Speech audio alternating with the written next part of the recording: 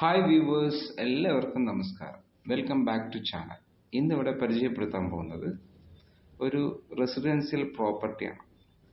സ്ഥലം വന്നിട്ട് 13.50 സെന്റ് സ്ഥലമാണ് ഉള്ളത്.